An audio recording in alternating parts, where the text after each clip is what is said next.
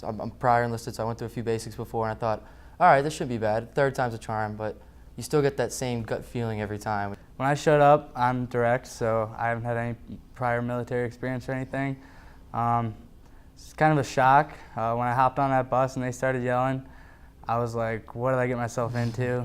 I had my shirt tucked in. I was kind of standing at attention. Like I tried to go stealth that day. Yeah. But yeah, I actually had to stay 2 rounds on the footsteps. So every time the bus came, they'd drop off people on the footsteps, and then I kind of like froze when they asked me a question, and then they threw me to the back of the footsteps, and then another bus came, and I had to do the whole thing over again, and just rough.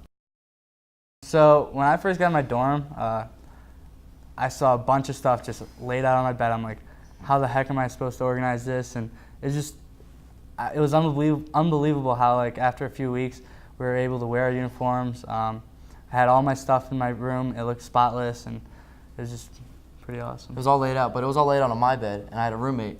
Yeah. And we were trying to decipher who's who's what are we supposed to be wearing, what's supposed to be going on. When my roommate got there, I got there a few minutes before he did. When my roommate got there, he was in a panic. He was short of breath, he was in a panic, he was sweating. I said, listen man, just take 2 breaths, calm down, it's gonna be all right, we'll figure this out together. I think I know what I'm doing, so we're gonna try to make this work, but you never really know what you're doing. It's chaotic and they designed it to be that way. So yeah, I'd say like the first beast, we call them beast 1, beast 2, but the first half of basic training was, like you said, mental. There was a lot of learning how to drill, learning how to wear your uniform, like kind of indoctrinating you to the military life. And then when we moved to the second beast, which is in Jacks Valley, it was more of a, I guess, deployed feeling, like a more warrior ethos kind of feeling. You lived in a tent, you lived outside, you were one with nature, out in the dirt paths and the grass, and you really got to meet, what it feels like, I guess, to be a warrior. I like second beast better, honestly, because we lived in tents with about, what was it, 10 people? 12, I think. 12? Yeah. So there's cots 12. set up, 6 on each side of the tent. So you got to live with 12 people at a time versus you and your roommate. I mean, going in the hallway is not something you do in basic training. So we really didn't get to branch out much unless they said it was personal time, which is like 15 minutes out of every day. But the fact that we all lived together in the tents was really cool because at night we'd really get to know each other. I think we bonded a lot more as a flight. We got a lot closer. We had a lot more fun, I think, like together. Yeah, one of the big things was rifle runs. That definitely made some bonds. We'd run as a squad, we'd run as a flight, and people would be like, oh, I can't do this, and we'd just come together as a team, and it was pretty cool to see us on the first day of second beast and the last day of second beast, because we... Total transformation. Yeah. I just remember that day when they said, everybody line up on the drill pad in Jacks Valley. I'm like, it's over. I think we're about to march back. You don't really know, but I mean, we packed up the tents and stuff, but they said, that's it. And we marched up, and then we formed up, and we got on the road, we started marching back. I said, it's over. And they kind of dawned on me that it's like a 6-mile hike. So yeah, it was a little far. It was pretty long. I was the guy on bear, my hand was cramping up in about a quarter mile into it, so I had another 5 3/4 to go. But the march back, it was a lot different than the march out there. The march out there was like, what are we getting into? What are we going to do? All feeling of the unknown. Yeah, and what's then, about to happen to us. So the march back was a little more relieving. And then when we came up that ramp, we had people lining up both sides. They were clapping. It was kind of like a parade. So when we got back, it kind of went into transition mode. And we heard rumors about this, and that was just kind of a big relief knowing that we were going into transition. And transition was kind of like just getting ready for the academic year. We got our books.